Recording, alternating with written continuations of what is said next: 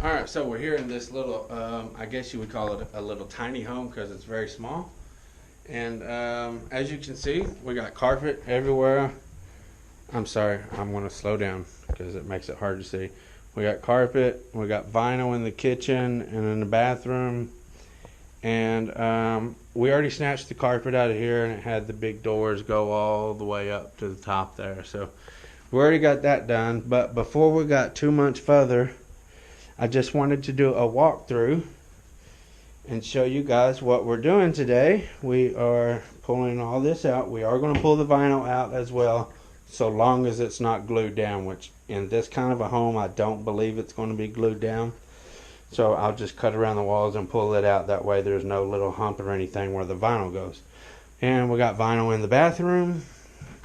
And over here in another little bathroom, in another little bedroom, we got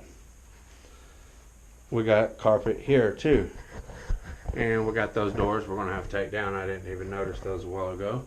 But anyway, this is at one end of the trailer, and you can see all the way to the other end. It's just a little tiny home.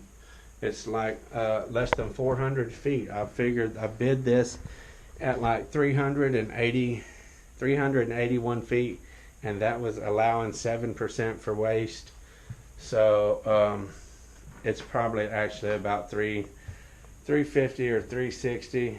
And she actually got my number from a friend that we did a long time ago. This is one of my very first cards that I had made. And so that goes just to show, these are my new cards. That goes to show how long ago it's been, because this is my very first card ever I had made, and these are my most recent cards.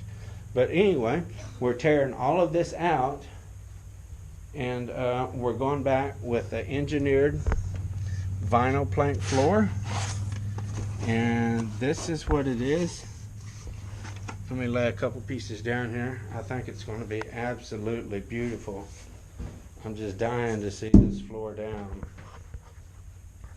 You can see right here, it looks like Core Lux. I've never installed any product from Lumber Liquidator, so hopefully it works real good. But I want to lay a couple of these boards down so you can kind of get a look of what it's going to look like. I just love the color variation. I'm so excited about getting these put down. I mean, look at that. That is going to be beautiful. I'm psyched up. I can't wait to get this done. We got this kind of pad that goes under it, high density cross-linked foam underlayment, which again, this is a Lumber Liquidator product that I've never used. So all of these products that we are using today, I've not ever used them. So we'll just see how they do.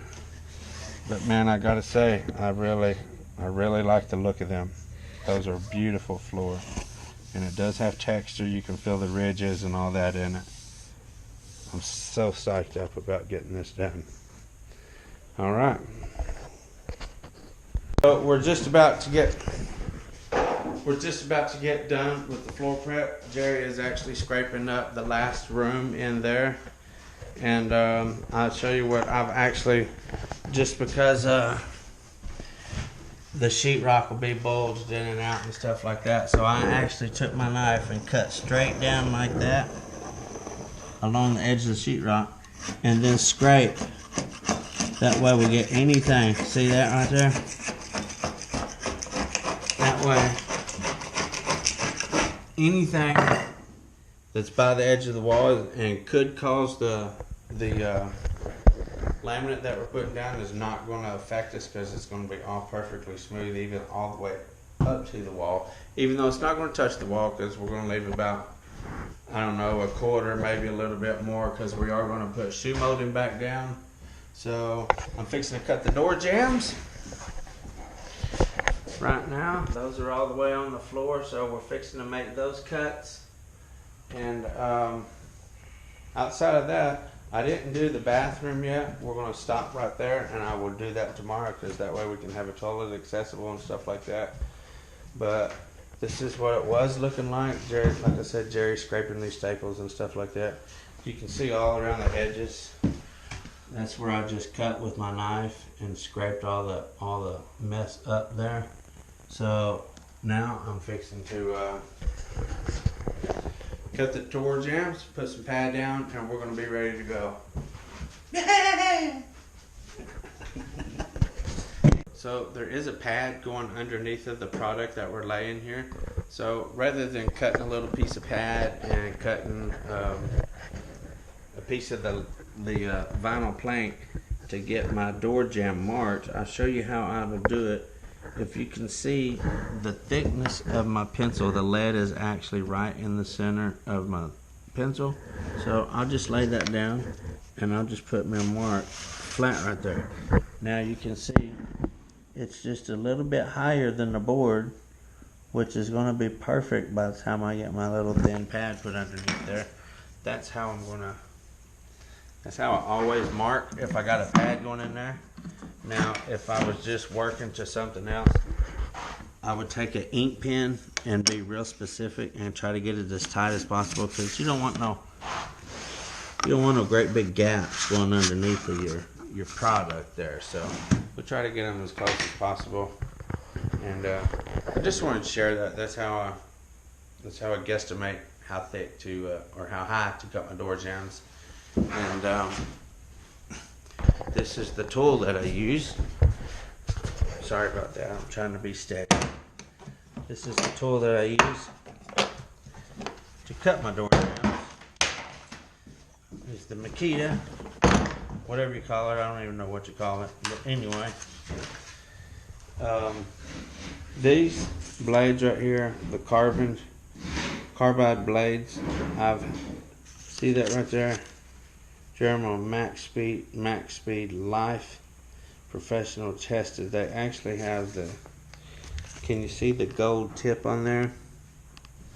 Well, this pack of 3 was like $40, I think. But if you buy just the regular cheap ones, you're going to go through a lot more, and you're going to spend more than $40 with continuously buying them. I've had this same blade on here. I've had this pack, and I use it a lot. And I've had this same pack for, I don't know, maybe 3 months. And I've not even switched to the second blade yet. So that's how long they last. These blades are awesome. If you use one of these tools and you use them for door jambs and stuff, get that carbon chipped blade there with the gold top on it. They're extremely tough and they last so long. Okay, so we have actually went around the walls 3 times with this little broom and swept over the whole floor with this big push broom 3 times. We scrape and sweep and scrape and sweep and scrape and sweep and make sure we don't miss anything. And then even after that, as you can see, or as you can hear, I'll go show you in just a second, we want to go around all the walls. That way any kind of garbage that gets underneath of the sheetrock or under the door jambs or whatever like that is sucked out, so that we don't have garbage, any garbage whatsoever underneath of our product here to make little crunch sounds. So that's exactly what Jerry's doing right now. If you can see, he's got the hose out and he's sucking out stuff underneath the sheetrock and out from underneath the door jambs and stuff like that. You don't have to wait, go ahead. So you can see there, make sure we get it all really good and clean. You can do a really nice job, but if the floor is not clean, it's not prepped out properly, it's still not going to be a good job. So cleanliness and floor prep, I mean, it's like see what time it is here. It's 2:30 already, okay? So we've spent all day long on just getting this ready to install, which is going to make for a really nice floor. We could have all the floor done right and everything like that, and if we didn't have it prepped up right, you'd be hearing crunching and crackling and stuff like that from garbage been under it. So floor prep is key when it comes to hard surface flooring. That's just a good note to go by. Spend most of your time on floor prep. So I just wanted to make a quick point about starting out, how to start your laminate. Actually your luxury vinyl plank or whatever you want to call it. Anyway, it's very hard to work right up against the wall there and keep everything straight and stuff. So as you can see, I've just got my measurements right, how it's going to be. And I'm actually working on this side of it until I get far enough out. Say if I get to the edge of my cabinet and stuff like that, naturally I'll have to come over here on this side of it and start working.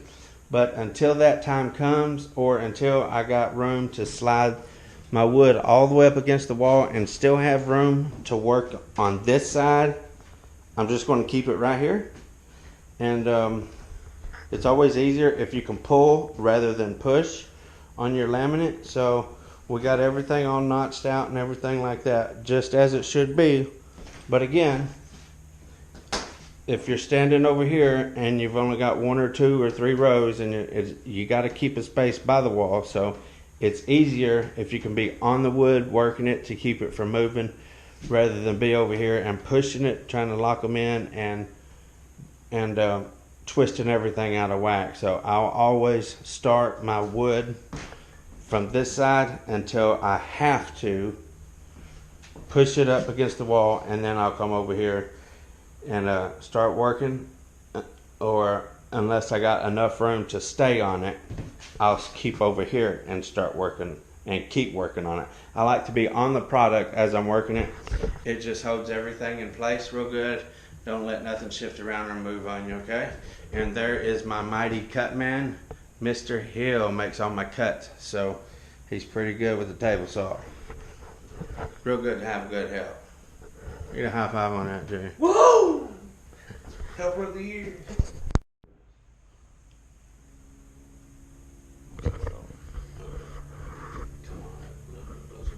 Okay, so here we are. We made it to a door jamb here, laying this LVP, and I just wanted to show how to cut around the door jamb to make it fit on the next, to make it run on through in the next room. Okay, so one of the ways is to I can just do that right there, and then I can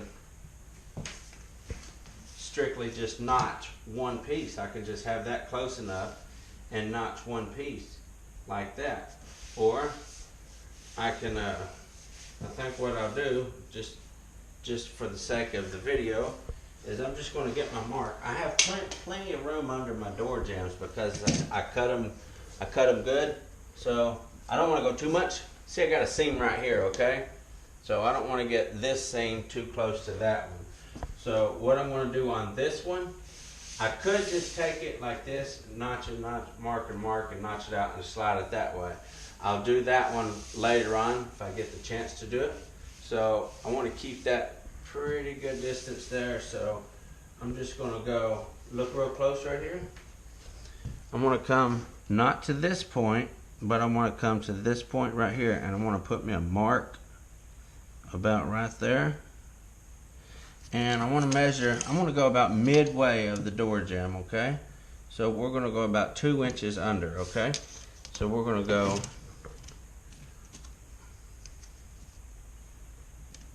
two inches. Okay. So I'll take my little framing square here. I'm just going to mark this out. 2 inches. And right there. Actually, let me go a little bit, about right there. Okay. So I'm going to let my man Jerry go make that cut, and then I'll show you how to mark out the rest of it, and we'll make sure that fits and all that stuff. And then we'll mark this piece out and carry on in the room, and I'll show you how we do that, okay? Okay, so I want to get right there. I don't want to get too close because remember we're gonna have a gap. So I want to get and just push it in there, push it in, and push it in. Okay, so it's all in there good. I got just a little bit too close to the wall there on that. So before I make my cut, I want to make sure that's not touching. Okay. Come on in here. So I want to get me a straight line here to go off of. I'm going to get that straight right there, something to measure from. And I will go, look where my tape is right here. I'm going to go approximately, it's to the same point where I measured to over there. So I'm going to go approximately 1 5/8 inches. Okay. Go 1 5/8 inches. And then how far it is. Now I will take my thing. Remind you, I don't want it touching the wall, okay? So I'm going to measure from there and make it just a little bit big. So we're going to do about 1 3/4 inches. Okay.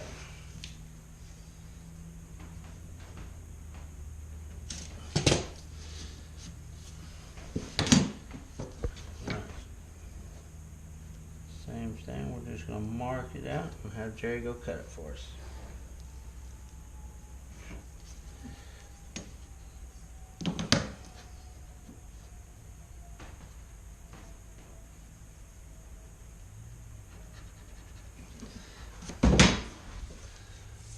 Okay.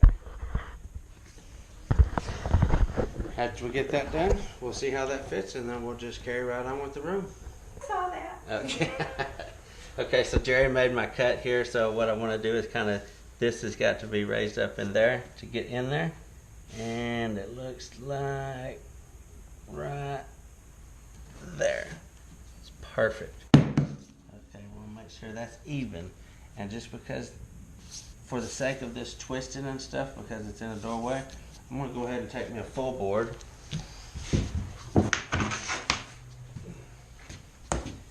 And I'm just going to go ahead and place one right here to sturdy everything up until we get carried on with the rest of the room.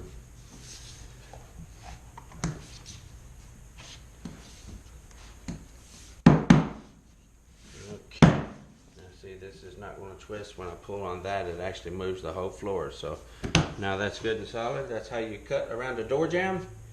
And maybe when we get to another door jamb on the other side, I'll show you how to do that in one solid piece rather than using 2 pieces, okay? All right, good enough.